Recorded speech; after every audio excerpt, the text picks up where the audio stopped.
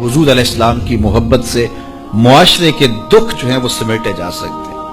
آقا کریم علیہ السلام نے محبت سے ہی معاشرت کو جو ہے وہ اپنے قریب کیا اور لوگ ایمان کی دولت سے مالا مال ہو گئے۔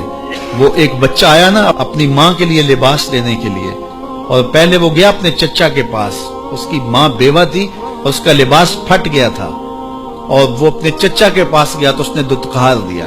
ماں نے اس کو روکا تھا بیٹا نہ جانا، لیکن اس نے کہا کہ تیرے بدن کے اوپر جو لباس ہے وہ بھی پھٹ گیا اور جگہ جگہ سے جسم جھلک رہا ہے، تو میں اپنے چچا سے آپ کے لیے لباس لے کے آتا ہوں۔ پھر جو رویہ اس نے اختیار کیا تو واپس روتا ہوا آ رہا تھا، تو کسی نے راستے نے پوچھا کہ کیا ماجرا ہوا؟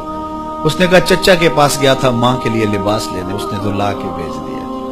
اللہ اکبر۔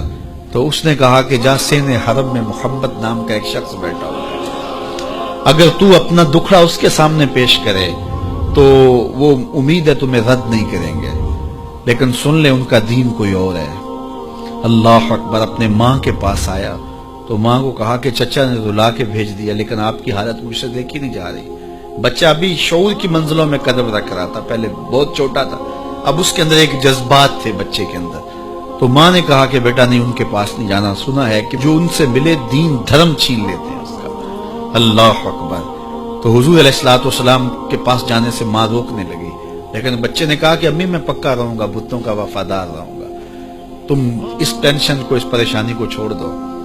اور حضور کی خدمت میں حاضر ہوا۔ حضور صحن حرم میں چادر اڑے بیٹھے ہوئے تھے، اور جا کے کہنے لگا میں پہلے بات آپ سے کر لیتا ہوں، آپ کا دین میں نے قبول نہیں کرنا۔ حضور مسکرا کے بولے بیٹا بتاؤ کس لیے آئے ہو؟ کہا میری ماں بے لباس ہے، میں آپ سے لباس لینے آیا۔ حضور نے چادر رحمت اتار کے اس کے کندھوں پہ ڈال دیا۔ اللہ اکبر۔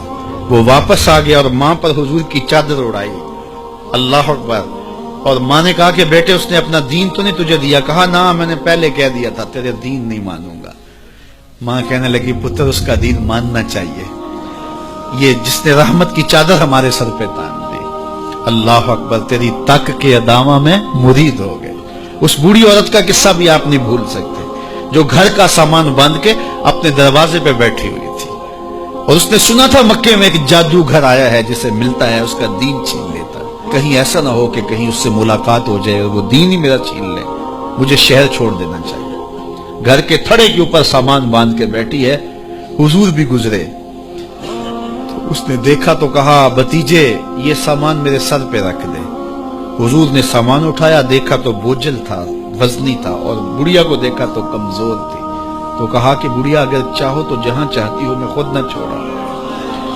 اس نے کہا اس سے بڑی مہربانی کیا ہوگی؟ حضور نے سامان اٹھایا ہوا ہے اور بڑھیا سے باتیں بھی کرتے جا رہے۔ تو بڑھیا کو کہا کیوں جا رہی ہے؟ اس نے کہا کہ سنا ہے یہاں ایک جادوگر ہے جو لوگوں کا دھرم لوٹ لیتا ہے، لوگوں کا دین لوٹ لیتا ہے۔ میں نے ساری زندگی بتوں سے وفا کی، میرے آباء و اجداد نے بتوں سے وفا کی ہے، میں چاہتی ہوں دین اجداد ہاتھ سے چھوٹ نہ جائے، آخر اس شہر میں رہتی ہوں کہیں مل نہ جائے۔ خیر حضور نے کچھ نہیں کہا، اس کا سامان نہیں پھینک دیا کہ ٹھیک ہے تم پھر جاؤ۔ سامان اس کا اٹھایا اور جہاں تک اس نے جانا تھا سامان پہنچایا، سامان سپرد کر کے واپس پلٹنے لگے۔ تو اس نے کہا بچے اپنا نام تو بتا دے، لوگ کہیں گے کہ مکہ چھوڑ آئی ہو تو بتاؤں گی ایک جادوگر کے دکھ سے چھوڑ آئی ہوں، تو وہ کتنا برا بھلا کہیں گے شہر مکہ کو کہ جس مکہ سے لوگ نقل مکانی کرنے پہ مجبور ہو گئے، تو میں انہیں یہ بھی بتاؤں گی کہ جس مکے میں جادوگر رہتا ہے اتنا اچھا نوجوان بھی رہتا ہے، تو تیرا نام لیا کروں گی، تیرے قصیدے پڑھا کروں گی۔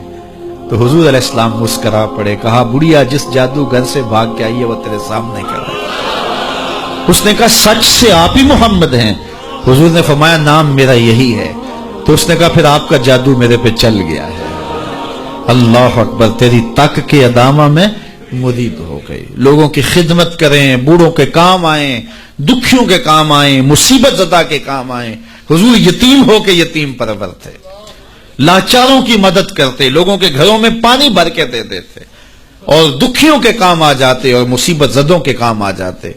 تو حضور سے پیار کرنے والوں، امت میں آپس میں حسد نہ پھیلاؤ، بغض نہ کرو، نفرتوں کے پہاڑ کھڑے نہ کرو، ایک دوسرے سے پیار کرو، جڑو، امت وحدہ بنے، اور اپنے ماحول کو، اپنی معاشرت کو ایک خوبصورت معاشرت کا رنگ دو، اور اپنی زندگی کو حضور کے نام کر دو۔